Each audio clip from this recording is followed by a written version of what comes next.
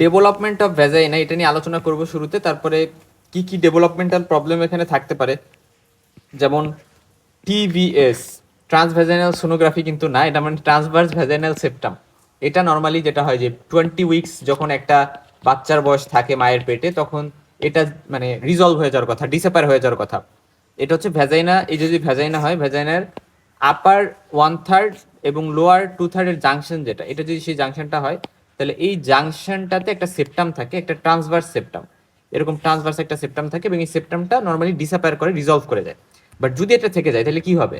তাহলে দেখো ভ্যাজাইনার আপার 1/3 আর lower 2/3 junction এরকম একটা হয়ে আছে, ফলে ভ্যাজাইনা দিয়ে মেনস্ট্রুয়েশনের টাইমে কোনো ব্লাড কিন্তু বাইরে বের হয়ে আসতে পারতেছে না ভ্যাজাইনা দিয়ে, ফলে এটা কিন্তু একটা আউটফ্লো ট্রাক্ট অবস্ট্রাকশনের মতো।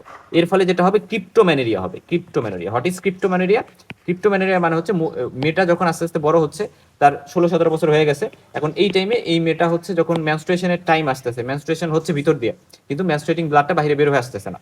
সো কেন আসতেছে? কারণ এখানে একটা অবস্ট্রাকশন আছে, এবং এই কারণে মেয়েটা হচ্ছে যখনই মেনস্ট্রুয়েশনের টাইম থাকবে, তখন মেনস্ট্রুয়েশনের টাইমে সাইক্লিক্যাল একটা পেইন হবে, কিন্তু সাইক্লিক্যাল একটা পেইন হবে, যেটাকে আমরা বলি ক্রিপ্টোম্যানেরিয়া। ক্রিপ্টোম্যানেরিয়া আরো অনেকগুলো কন্ডিশন আমরা পাইতে পারি এরকম, আমরা দেখবো এক এক করে। ইমপারফরেট হাইমেন নিয়ে আমরা কথা বলবো, আমরা আরো বেশ কিছু টার্ম নিয়ে কথা বলবো। তো আমরা একটু ইমব্রায়োলজি নিয়ে কথা বলি। যে দেখো আমরা জানি যে মুলারিয়ান ডাক্ট, যেটা মুলারিয়ান ডাক্ট থাকে, বা যেটাকে আমরা হচ্ছে প্যারামেজোনেফ্রিক ডাক্ট বলি, এটা থেকে ফিমেল ইন্টারনাল জেনিটালগুলো ফর্মেশন হয়, যেটা আমরা গত ভিডিওতে খুব সুন্দর করে আলোচনা করছি। So development of female internal genitalia, এটা আমাদের জন্য খুব ইম্পর্টেন্ট একটা টপিক। এটা আমি গত ভিডিওতে পার্ট 1 আলোচনা করছি, এটা পার্ট 2। সো অ্যাকচুয়ালি এই যে প্যারামেজোনেফ্রিক ডাক্ট বা মুলারিয়ান ডাক্ট, এখান থেকে আমরা জানি যে ইউটেরাস ডেভেলপ করে, তার বাদে এখানে সার্ভিক্স ডেভেলপ করে, ভ্যাজাইনার আপার অন্থার ডেভেলপ করে, ফ্যালোপিয়ান টিউব ডেভেলপ করে, তাহলে মিলে অনেক কিছু থেকে ডেভেলপ করতেছে। বাট ওভারিটা ডেভেলপ করে কিন্তু জেনিটাল রিচ থেকে। আবার ভ্যাজাইনার যে লোয়ার 2/3 এটা কিন্তু এই ডাক্ট থেকে বা প্যারামেজোনেফ্রিক ডাক্ট থেকে ডেভেলপ করে না। এখন ভ্যাজাইনার যে আপার 1/3 সেটা আমরা বলছি মুলারিয়ান ডাক্ট থেকে ডেভেলপ করে। তো ধরো সাপোজলি এই যে মুলারিয়ান ডাক্ট এক সাইড, এই যে মুলারিয়ান ডাক্ট, এবং এগুলো যখন ফিউজড হয় একটা জায়গায়, কোন জায়গাটায়? ধরো এই জায়গাটাতে ফিউজড হয়েছে, সো কর্ডাল পার্টে বা নিচের দিকে, তো এই জায়গাটা থেকেই মেনলি কিন্তু ভ্যাজাইনার আপার 1/3 তৈরি হয়। এখন লোয়ার 1/3 তৈরি কি হবে? সো এটার নিচে কিছু স্ট্রাকচার থাকে, দেখো এই যে স্ট্রাকচার, যেটাকে আমরা বলতেছি ইউরোজেনিটাল সাইনাস বা সাইনোভ্যাজাইনাল বাল্ব, থেকে আমরা সাইনোভ্যাজাইনাল বাল্ব, ইউরোজেনিটাল সাইনাস এরকম বিভিন্ন নামে ডাকতেছি। এবং এখান থেকে মেইনলি ভ্যাজাইনাল লোয়ার 2/3 ডেভেলপ করে। একটা ইম্পর্টেন্ট ইনফো জেনে রাখো, যে অ্যাকচুয়ালি যেটা হচ্ছে আপার 1/3 অফ ভ্যাজাইনা ডেভেলপ করে, আমরা জানি caudal fuse part of Müllerian duct থেকে, এই যে এই সোর্সটা থেকে। তাহলে এটা সাধারণত মানে এই সোর্স থেকে যা তৈরি হইতেছে, বা আমরা মুলারিয়ান ডাক্ট থেকে যা তৈরি হয়, তা ইউজুয়ালি মেজোডার্মাল অরিজিনের হয়। কারণ আমরা জানি যে এক্টোডার্ম, এন্ডোডার্ম, মেজোডার্ম এরকম 3টা জার্ম লেয়ার থাকে, তার মধ্যে মেজোডার্মাল অরিজিনের হয় এগুলা। এই যেমন আমরা ভ্যাজানে যখন ক্যানেল হয়, সেগুলো আমরা জানি ভ্যাজানে একটা ফাইব্রোমাস্কুলার ক্যানেল লাইক স্ট্রাকচার, এবং সেখানে ফাইব্রোমাস্কুলার যে ওয়াল থাকবে ভ্যাজাইনাতে, সেই ওয়ালগুলোও কিন্তু মেজোডার্মাল অরিজিনেরই হয়।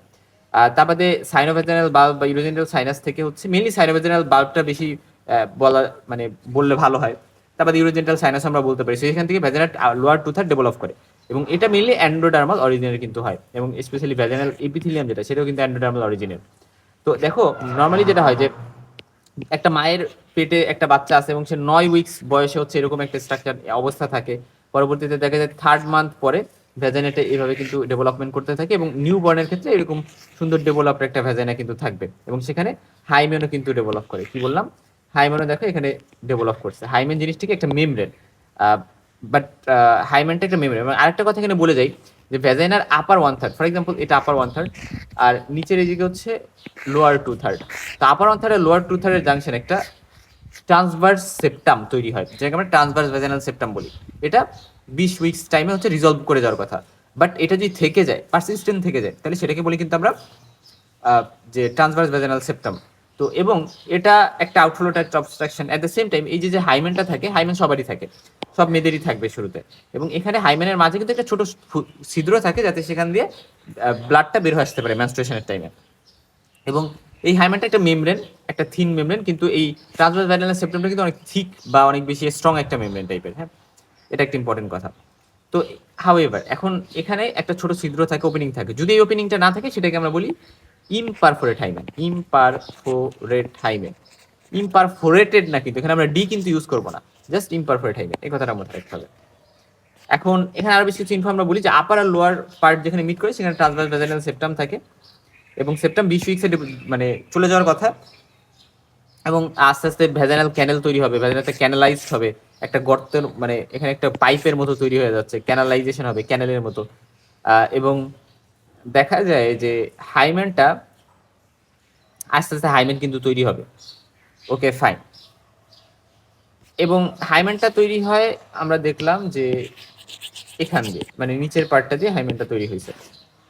হাউএভার হাইমেন আর ভেজানাল লাইনিং সেমই থাকে, নন কার্টিনাইজ স্ট্রেটিফাইড স্কোমাস এপিথেলিয়াম, এই কথাটা মাথায় রাখো। আর তা বাদে মেইনলি কোথায় হাইমেনটা তৈরি হয়, সাইনোভেজানাল বাল্ব হচ্ছে ইউরোজেন্টাল সাইনাস প্রপারের সাথে যেখানে মিট করে, অর্থাৎ আমরা যদি একটু দেখাই যে এই যে হ্যাঁ, সো আলটিমেটলি এদের যে জাংশনটা এই জায়গাটাতে হাইমেনটা তৈরি হয়। সো কি বললাম যে সাইনোভেজানাল বাল্ব আর হচ্ছে ইউরোজেন্টাল সাইনাসের জাংশন, ইউরোজেন্টাল সাইনাস প্রপার। আচ্ছা হাউএভার এখন আসো ভ্যাজানাল কি কি অ্যানোমালিটিস হতে পারে। একটা ভ্যাজানাল অ্যাজেনেসিস হতে পারে, যে ভ্যাজানা তৈরি হয়নি, এটা একটা রেয়ার কন্ডিশন। এবং এটা মুলারিয়ান অ্যাজেনেসিস যাদের থাকে তাদের সাথে দেখা যায় অ্যাসোসিয়েটেড থাকে, যে মুলারিয়ান অ্যাজেনেসিস থাকলে ভ্যাজানাল অ্যাজেনেসিস হতে পারে।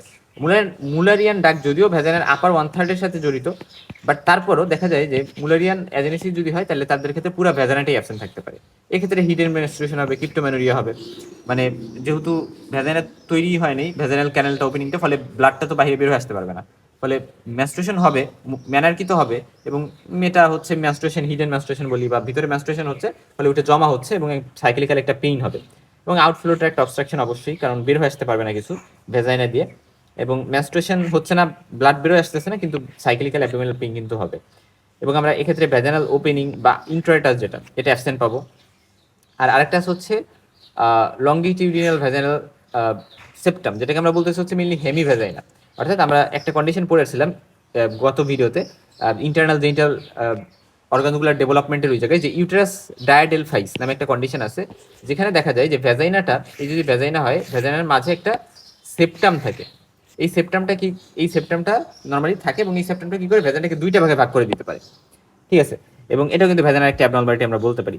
আবার এর মধ্যে হেমি ভেজাইনা, এটাকে বলি আমি হেমি ভেজাইনা, যেহেতু এই যে একটা ভেজাইনা এই যে একটা ভেজাইনা, একটা ভেজাইনাকে দুই ভাগে ভাগ করে দিয়েছে, এবং এটাকে আমরা একটা হেমি ভেজাইনা বলতেছি, এটাকে একটা হেমি ভেজাইনা বলতেছি। এবং অবস্ট্রাকটিভ হেমি ভেজাইনা একটা টার্ম ছিল, সেটা নিয়ে আমি কথা বলে আসছিলাম, ওইটা নিয়ে এখানে ডিটেলসে বলবো না। তারপরে ট্রান্সভার্স ভেজাইনাল সেপ্টাম এটা হইতে পারে, যে ট্রান্সভার্স সেপ্টামটা রিজলিউশন করে রয়ে গেছে, এটা একটা আউটফ্লো ট্র্যাক্ট অবস্ট্রাকশন করবে। ইনকর্পোরেট হাইমেনে যেটা হয় যে কোনো হাইমেনে ওপেনিং থাকবে না, ফলে আউটফ্লো ট্র্যাক্ট অবস্ট্রাকশন এখানেও হবে। এখন আমরা ক্রিপ্টোম্যানেরিয়া যদি বলি, ক্রিপ্টোম্যানেরিয়া কি কি কারণে হতে পারে, ট্রান্সভার্স ভেজাইনাল সেপ্টাম, ইমপারফোরেট হাইমেন। আর ইমপারফোরেট হাইমেন যদি হয় তাহলে কি হবে, হেমাটোকলপোস হবে। অর্থাৎ যেহেতু ইমপারফোরেট হাইমেন হয়েছে, ফলে এই যে ইমপারফোরেট হাইমেন, অর্থাৎ এখান থেকে কোনো ওপেনিং নেই, ব্লাড বের হয়ে আসতে পারতেছে না, ফলে ভ্যাজাইনাতে দেখা যাবে অনেক ব্লাড জমে আছে। আর ভ্যাজাইনাতে ব্লাড জমে থাকলে সেটাকে বলি আমরা হেমাটোকলপোস, হেমাটোকলপোস। যদি হচ্ছে ইউটেরাসে ব্লাড জমে সেটাকে বলি হেমাটোমেট্রা। আর যদি মানে ফেলোপিয়ান টিউবে ব্লাড জমে সেটাকে বলি হেমাটোসালপিং। সেখানে মোস্ট কমনলি হেমাটোকলপোস হয়, এবং তারপরে হেমাটোমেট্রাও হইতে পারে, হেমাটোসালপিংস হইতে পারে। আর ভেজানাল অ্যাজেনেসিসের কারণে, সো তিনটা কারণ আমরা মনে রাখলাম, যেখানে হচ্ছে ক্রিপ্টোম্যানেরিয়া হইতে পারে। ক্রিপ্টোম্যানেরিয়া মানে কি, এখানে মেয়েটা অল্প বয়স্ক, আমি ধরলাম 17 বছর বয়স, এখন তার প্রাইমারি অ্যামোনিয়ার প্রবলেম আছে, কখনো মেনস্ট্রুয়েশন হয় নাই, কিন্তু অ্যাকচুয়ালি তার মেনস্ট্রুয়েশন হয়েছে ভিতরের দিকে, কিন্তু সে বুঝতে পারতেছে না কারণ বাইরে কোনো ব্লিডিং হয় নাই, এবং সাইক্লিক্যাল একটা পেইন হবে। পাশাপাশি ইউরিনারি রিটেনশনের প্রবলেম নিয়ে আসতে পারে। সো এটা একটা ইম্পর্টেন্ট পয়েন্ট, যে অনেক সময় পেশেন্ট ইউরিনারি প্রবলেম নিয়ে আসবে, যেহেতু ইউরিনারি ব্লাডারটা আশেপাশেই থাকে, সো ইউরিনারি রিটেনশন হওয়ার প্রবলেম এখানে থাকতে পারে।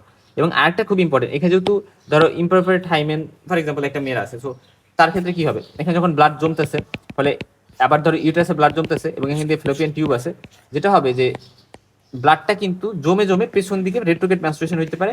আর রেট্রোগেট ম্যানস্ট্রুয়েশন হলে আমরা জানি যে এটা ওভারিতে চলে যেতে পারে বা অন্য কোথাও চলে যেতে পারে, এবং তখন সেটাকে কিন্তু আমরা বলি অ্যান্ডোমেট্রোসিস হওয়ার চান্স থাকে, অ্যান্ডোমেট্রোসিস থাকতে পারে। এবং অ্যান্ডোমেট্রোসিস হলে অনেক বেশি পেইনফুল, মানে ম্যানস্ট্রুয়েশন হয়, আমরা যেটাকে বলি হচ্ছে ডিসমেনোরিয়া। যদিও তার ম্যানস্ট্রুয়েশন ব্লাডটা বাইরে বের হয়ে আসতেছে না, কিন্তু পেইনফুল হবে ওটা অনেক।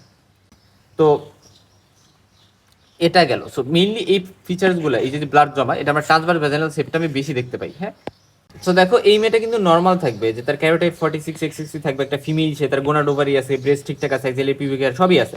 কিন্তু দেখো এখানে একটা কন্ডিশন, যে এখানে তার কিন্তু একটা ভ্যাজাইনা, কিন্তু এখানে কোনো ওপেনিং পাইতেছি না আমি, একটা ইমপারফোরেট হাইমেন, এখানে হাইমেন আছে ইন্টারটাস ওখানে, কিন্তু কোনো ওপেনিং এখানে নাই, ফলে কিছু বের হয়ে আসবে না ভ্যাজাইনা দিয়ে। প্যারাবডোমিনাল এক্সামিনেশন করে আমরা সুপ্রা পিউবিক রিজনে, অর্থাৎ আমরা পিউবিক রিজনের ওখানে উপর দিয়ে একটা বাল্জ পাইতে পারি, যেহেতু এখানে অনেক রিটেনশন হচ্ছে। আর পারভেজানাল এক্সামিনেশন আমরা জানি ভার্জিন ফিমেলে করা যায় না, এই জন্য আমরা পার রেক্টাল করে দেখতে পারি অ্যান্টেরিয়র একটা সোয়েলিং আছে, কারণ ওইখানে অনেক কিছু জমে আছে ইউটারাসের ওইখানে।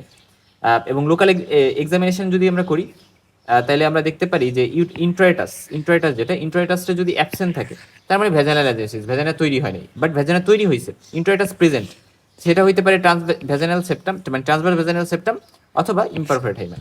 ঠিক আছে, এই কথাটা ইম্পর্টেন্ট। এখন ইমপারফেক্ট হাইমেন আর ট্রান্সভার্স ভ্যাজানাল সেপ্টামের ডিফারেন্সিয়েট পয়েন্ট যদি বলি, যে ইমপারফেক্ট হাইমেনে দেখা যায় যে ইন্ট্রাইটাসের লেভেলে মেইনলি অবস্ট্রাকশনটা হয়, বাট ট্রান্সভার্স ভ্যাজানাল সেপ্টাম হচ্ছে আপার পার্ট অফ দ্য ভ্যাজানাতে হবে, কারণ এটা তো আপার পার্টেই থাকে, আপার 1/3 আর লোয়ার 2/3 জাংশনে। এবং এখানে বালজিং একটা হাইমেন পাওয়া যাবে, বালজিং হয়ে যাবে, কিন্তু যেহেতু টিভিএস মানে ট্রান্সভার্স ভ্যাজানাল সেপ্টামে ওইটা অনেক বেশি থিক থাকে, ওইটার উপর দিয়ে, মানে ধরো এই যে ট্রান্সভার্স ভ্যাজানাল সেপ্টাম, এখন ব্লাডটা এটা নিচে আসতে পারবে না, উপরে জমে থাকবে, কিন্তু উপরে জমে থাকলেও এটাকে কিন্তু কোনো বালজিং এখানে ক্রিয়েট হবে না, কারণ এটা অনেক স্ট্রং, ট্রান্সভার্স ভ্যাজানাল সেপ্টামে অনেক স্ট্রং থাকে, কারণ এটা অনেক থিক এবং ফাইব্রাস সেপ্টাম থাকে। আচ্ছা, কাফ ইম্পালস এখানে পজিটিভ হইতে পারে, যেহেতু বালজিং থাকে এখানে কোনো পজিটিভ হবে না। হেমাটোকলপোস এখানে লোয়ার ভ্যাজাইনাতে থাকবে, আর এখানে মেইনলি আপার ভ্যাজাইনাতে থাকবে, মানে ব্লাড আপার ভ্যাজাইনাতে জমবে।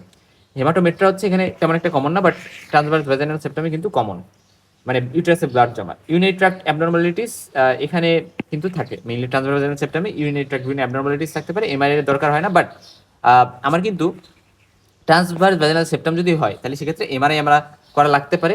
নর্মালি এখানে আমরা জাস্ট একটা মানে কি বলে যে আমরা ইমপারফেক্ট হাইমেন, হ্যাঁ, সো ইমপারফেক্ট হাইমেনের জন্য কিন্তু আমি ইউএসজি আল্ট্রাসোনোগ্রাফি পেলভি সেটা করলেই হচ্ছে, বাট এমআরআই আমার শুধুমাত্র লাগবে যখন হচ্ছে আমি মানে গেস করতেছি যেটা হয়তো বা ট্রান্সভার্স ভ্যাজাইনাল সেপ্টাম হইতে পারে, সেক্ষেত্রে কোন সাইড বা লোকেশন কি, থিকনেস কেমন, বা কোনো রেনাল অ্যানোমালিস আছে কিনা, এই জিনিসগুলা অবজার্ভ করার জন্য, হ্যাঁ, মানে রেনাল অ্যানোমালিস আছে কিনা সেটা রুল আউট করতে আমাদের কিন্তু এবারে করা লাগতে পারে।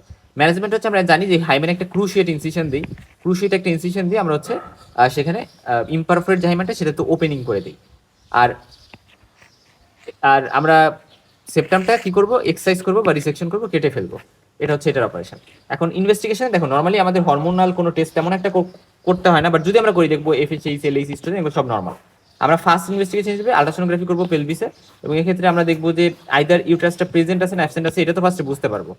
তারপর হচ্ছে সেখানে হেমাটোমেট্রা আছে কিনা, হেমাটোকলপোস আছে কিনা, এই জিনিসগুলো বুঝতে পারবো। এখন আমাদের একটা আইডিয়া দিবে, সো আমরা যদি গেস করি যাচ্ছে এখানে হয়তো বা ট্রান্সভার্স ভ্যাজানাল সেপ্টাম থাকতে পারে, সো সেটাকে আমরা ইমপারফেক্ট টাইমের সাথে ডিফারেন্সিয়েট করতে আমরা এমআরআইটা করতে পারি। এবং আমরা ধরো সুপ্রাপিউবিক বাল্ব নিয়ে একটা পেশেন্ট আসলো এবং তার ব্লাডার হচ্ছে ফুল আছে, হেমাটোমেট্রা আছে, তো আমি কি করবো, আমি হচ্ছে তার ব্লাডার মানে সুপ্রাপিউবিক বাল্ব হলে আইদার এমন হতে পারে যে ইউরিনারি রিটেনশন হয়ে ব্লাডারটা ফুল হয়েছে, অথবা হেমাটোমেট্রা। এখন কোনটা, হেমাটোমেট্রা মানে ইউটেরাসে ব্লাড জমা আছে, সো ইউটেরাসের প্রবলেম নাকি ইউরিনারি ব্লাডের প্রবলেম, এটার জন্য আমরা ক্যাথেটারাইজ করবো। যদি ক্যাথেটারাইজ করি তাহলে ইউরিনারি ব্লাডার ফুল থাকলে সেটা বের হয়ে আসবে ইউরিনটা, এবং বাল্জ কমে যাবে সাইজে, এটা হচ্ছে যদি ব্লাডারের মধ্যে ইউরিনারি রিটেনশন হয়ে থাকে। বাট ইউরিনারি রিটেনশন না, ইউটেরাসের প্রবলেম, এটা হচ্ছে মানে হচ্ছে যে আমি যদি ক্যাথেটারাইজও করি বাল্জ কিন্তু সেমই থাকবে, তার মানে ইউটেরাসের প্রবলেম, এবং তার এটা মানে ইউটেরাইন সোয়েলিং। এবং এক্ষেত্রে আমরা আল্ট্রাসোনোগ্রাফি পেলভিস করবো, এবং সেখানে আমরা হেমাটোমেট্রা দেখতে পারবো। যদি আমাদের ডাউট থাকে যেটা ট্রান্সভার্স ভ্যাজানাল সেপ্টাম হতে পারে তাহলে আমরা এমআরআই এর দিকে যাব।